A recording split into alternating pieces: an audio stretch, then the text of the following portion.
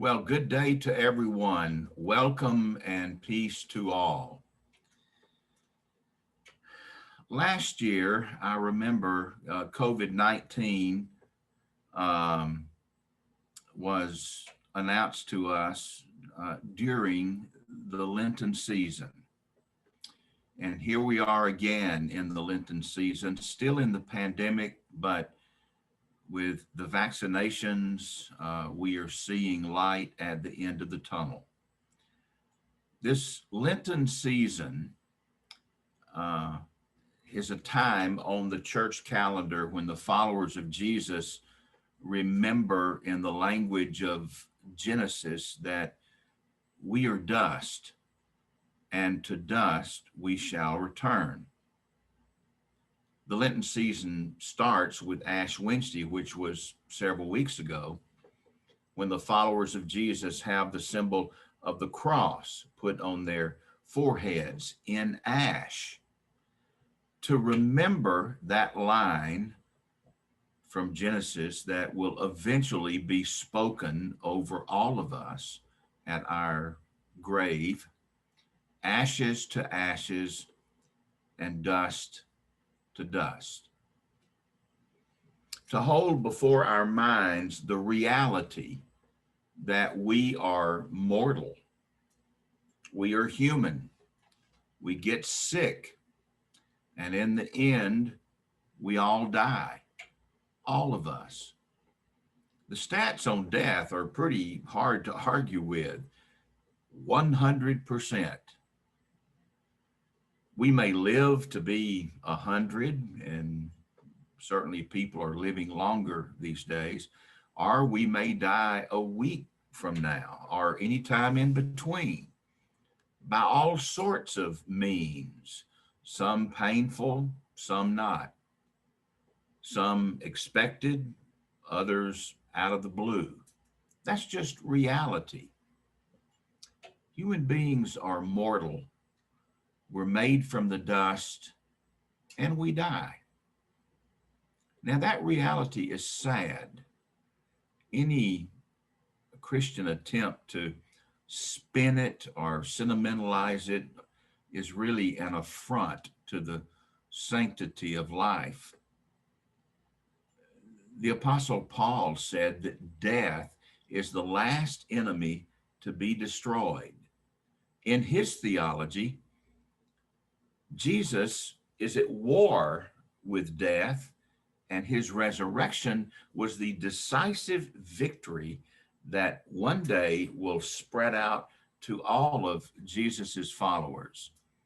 That's what we look forward to on Easter. The reality of death is sad, but it's also liberating, and dare I say, invigorating. You see, in Lent, we need to remember that we don't need to be afraid. If we don't need to be afraid of death itself, now that opens up a whole new world of possibilities. You know, the best moments of the church in history have been when she was under the pain of death, but not scared to give up her own life. In Lent, we also remember that we need to redeem the time, to not squander our lives on trivial things. I mean, just how many hours of the week can we give to video games, or online shopping, or endless chit chat, or our own egotistic pursuits of pleasure, our success, our careerism, our money, or power, or fame, or experience, or more followers on Instagram, or whatever. Life is short. We're mortal. We live for a while and then we die. It could be a century from now, it could be a day from now. we must live for what matters.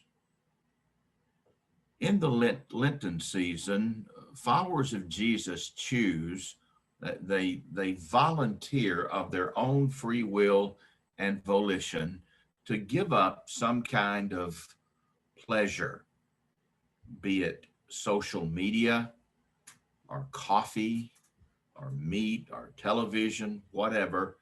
You pick your own adventure in order in order to let that abstinence do a deep work in our souls, a purging, a purifying of all the detachments of what the New Testament writers would call the world. It's sort of a stripping down to the holy, to the bare essence of what life is all about, in order to create more space in our budgets, our time, our schedules, our lives.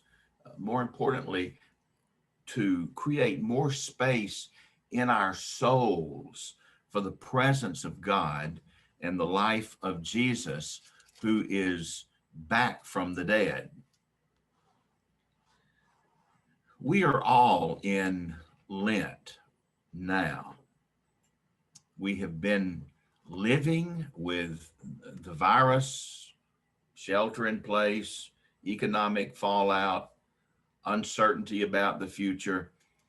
It's all kind of a Lent, an abstinence, a stripping down, a purging, a purifying of our souls and of society. COVID-19 has certainly been and is an invitation to face reality and to meet God there. The reality that we are human, that we are mortal, we are frail, vulnerable, susceptible to disease. We're not nearly as in control as we might think. And that's okay. I don't know if you remember, a couple of years back, I preached a sermon series on C.S. Lewis's The Screwtape Letters. Have you read that book? It was written back in 1942, near the end of the Second World War in London, under duress and pain of C.S. Lewis's life.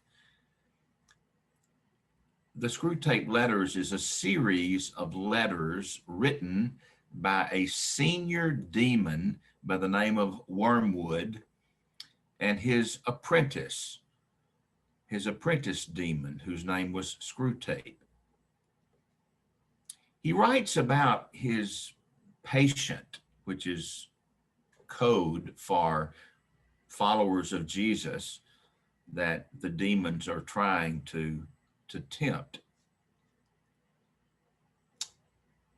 He says, how disastrous for us demons, is the continual remembrance of death, which war enforces. We could say today, which a pandemic enforces. One of our best weapons, that is the demon's best weapons, is contented worldliness. In wartime, not even a human being can believe that he is going to live forever. We could say the same today with the virus and other illnesses.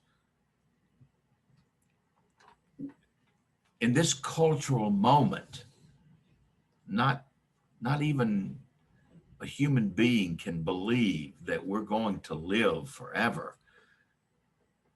This does so much to stave off worldly contentment. The goal of this insight that we're going to die is not fear. That's not it. It's actually not scary for a follower of Jesus, because we follow a rabbi who is back from the dead. No, the goal in remembering that we're going to die is to wake us up from that worldly contentedness, or should we say spiritual slumber or stupor. Death need not make us morose.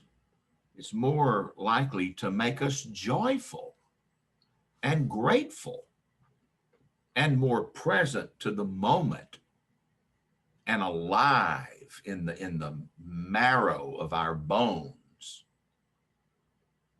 So to close today, may you recognize, just take a moment right now. Put your feet on the ground. Feel your body. Feel your muscles, your skeletal system. Feel the nervous energy flowing through your body. And remember, the body that you are in, even if it is healthy and strong, is dying. It's decaying. And one day, it will come back from the dead. Feel the reality today that you are mortal, that you live in time, and that every minute, every second is a precious gift from God. Not a right, but a gift. To be alive today is a gift. And remember, whatever comes or doesn't, remember this: life is fleeting, life is short, but life is meaningful, life is beautiful, life is gift. And you are alive with Jesus, and you don't need to fear death. Amen. Peace to all of you.